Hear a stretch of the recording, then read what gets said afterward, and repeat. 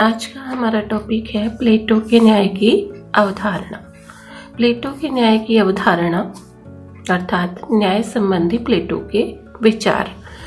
पाश्चात्य चिंतन में प्रथम प्रयास। भारतीय अवधारणा जो है बहुत प्राचीन है।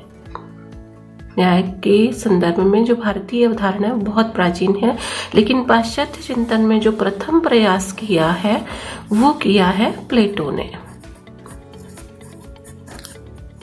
प्लेटो ने इसको नैतिक सिद्धांत माना है और नैतिक सिद्धांत में ऐसे व्यक्ति के गुण जो सदचरित्र हो, सदचरित्र व्यक्ति के गुणों में जो लक्षण पाए जाते हैं, जो गुण पाए जाते हैं, उसके आधार पर उन्होंने न्याय की व्याख्या की है। प्लेटो ने न्याय को आत्मा का गुण माना है। ये व्यक्ति के चरित्र में पाया जाता है, उसकी आत्मा में पाया जाता है।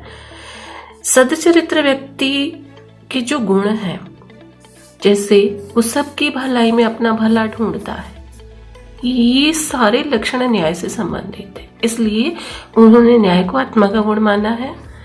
सबकी भलाई में अपना भला ढूंढना ये न्याय का लक्षण है, विशेषता है। अगला, न्याय अपने निर्दिष्ट कर्तव्यों का पालन करना और दूसरों के कार्य में हस्तक्षेप नहीं करना, ये 4 गुण न्याय से संबंधित है। प्लेटो ने मुख्य रूप से इन 2 चीजों पर जोर दिया है कि न्यायप्रिय व्यक्ति अपने निर्दिष्ट कर्तव्यों का पालन करता है और कभी भी दूसरों के कार्यों में हस्तक्षेप नहीं करता है। उन्होंने अपने न्याय संबंधी विचारों को एक पुस्तक में लिखा है, जिस पुस्तक का नाम है रिपब्लिक। और रिपब्लिक में उन्होंने अपने ये न्याय संबंधी सारे विचार विस्तृत रूप से लिखे हैं।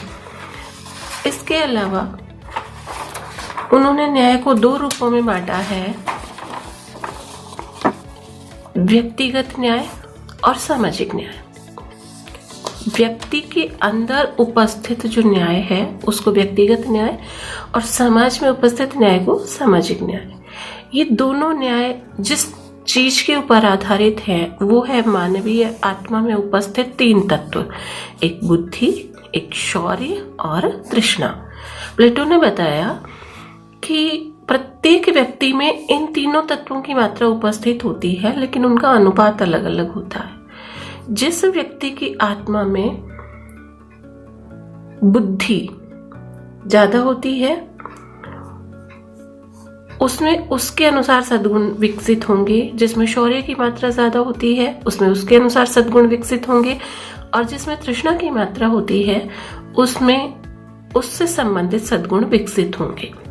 उन्होंने बताया कि व्यक्ति की आत्मा में विद्यमान जो न्याय होता है, उन्होंने इस बात पे जोर दिया कि व्यक्ति की आत्मा में, उसके चरित्र में जो न्याय विद्यमान होता है वो व्यक्ति के इन तीनों तत्वों को संतुलित करता है, जिससे उसके सद्गुणों का विकास होता है। इसको उन्होंने व्यक्तिगत न्याय कहा है। इससे जिस तत्व की मात्रा अधिक है उस तत्व के अनुसार उसमें सद्गुणों का विकास होगा, इसलिए व्यक्ति को अपनी योग्यता और क्षमता के अनुरूप आचरण करना चाहिए। यही व्यक्तिगत न्याय है।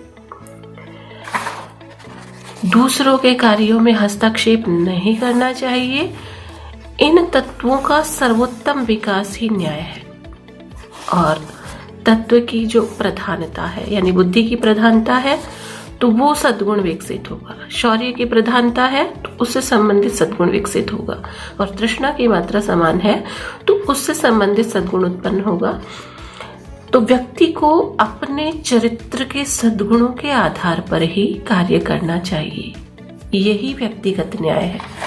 अब उन्होंने दूसरा न्याय का जो रूप बताया है वो है सामाजिक न्याय, और सामाजिक न्याय भी इन्हीं 3 तत्वों पर आधारित है। उन्होंने बताया कि समाज में 3 वर्ग होते हैं, एक होता है शासक वर्ग, एक होता है सैनिक वर्ग और एक होता है उत्पादक वर्ग। उन्होंने बताया कि जिस वर्ग के सदस्यों में बुद्धि की मात्रा अधिक होती है उन व्यक्तियों में ऐसे सद्गुणों का विकास होता है जो शासक वर्ग के लिए जरूरी है। इसलिए ऐसे व्यक्तियों को शासक वर्ग में शामिल होना चाहिए, अर्थात शासक वर्ग का काम करना चाहिए। दूसरा उन्होंने बताया सैनिक वर्ग।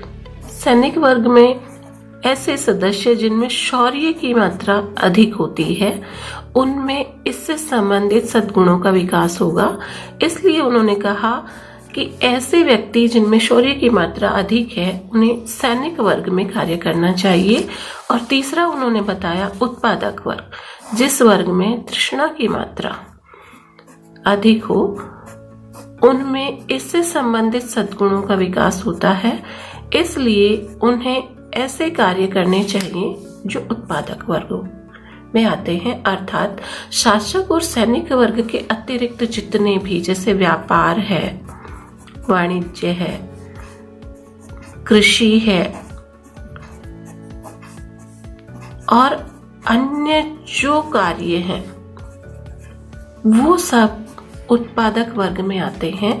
अतः ऐसे व्यक्ति जिनमें तृष्णा की मात्रा अधिक है, उन्हें शासक वर्ग और सैनिक वर्ग के अतिरिक्त वो सारे कार्य करने चाहिए, क्योंकि उनमें उसी तरह के सद्गुणों का विकास हुआ है। इसके अतिरिक्त उन्हें अपना काम करते हुए कभी भी दूसरों के कार्यों में हस्तक्षेप नहीं करना चाहिए। इन तीनों तत्वों का जो सर्वोत्तम विकास है, यदि व्यक्ति के अंदर होता है, व्यक्ति की आत्मा में इन सद्गुणों का विकास होता है, तो वो है व्यक्तिगत न्याय। वो है व्यक्तिगत न्याय। लेकिन अगर इन तीनों का जो संतुलित विकास है वो समाज में होता है, तो उसे कहते हैं सामाजिक न्याय। मुख्य जो हमारे पास विषय निकल के आया कि व्यक्ति और समाज तीनों का जो वर्गीकरण है वो तीन तत्वों पर आधारित है, बुद्धि, शौर्य और तृष्णा। और जिस व्यक्ति में जो तत्व ज्यादा होगा वो उसी के अनुसार कार्य करे, दूसरों के कार्यों में हस्तक्षेप ना करे। और जिस समाज के अंदर जिन व्यक्तियों में बुद्धि की मात्रा ज्यादा हो वो शासक वर्ग, शौर्य की मात्रा हो वो सैनिक वर्ग, और तृष्णा की मात्रा ज्यादा हो वो उत्पादक वर्ग में कार्य करेगा, तो समाज में भी संतुलन और सामंजस्य हो।